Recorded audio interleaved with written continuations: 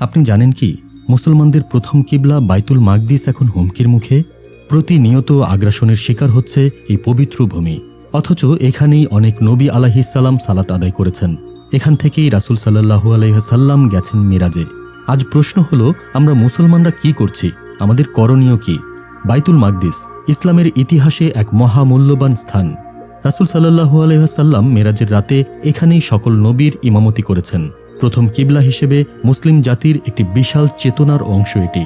সূরা আল ইসরায় আল্লাহ তাআলা বলেন, পবিত্র তিনি যিনি তার বান্দাকে রাত্রিকালে ভ্রমণ করিয়েছেন মসজিদুল হারাম থেকে মসজিদুল আকসায়, যার আশেপাশে আমি বরকত দান করেছি। আজ এই মসজিদটি হুমকির মুখে। দখল, হামলা ও অপবিত্র কার্যকলাপ চালানো হচ্ছে বারবার। মুসলিম বিশ্ব একদিকে চুপচাপ, আরেকদিকে বিভক্ত। কিন্তু আমাদের কি করণীয়?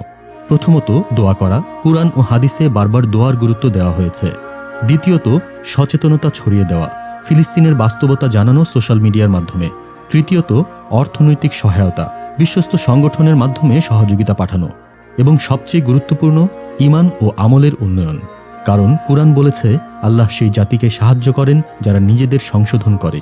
সূরা রাদে আল্লাহ তাআলা বলেন, নিশ্চয়ই আল্লাহ ততক্ষণ পর্যন্ত কোনো জাতির অবস্থা পরিবর্তন করেন না যতক্ষণ না তারা নিজেদের অবস্থা পরিবর্তন করে।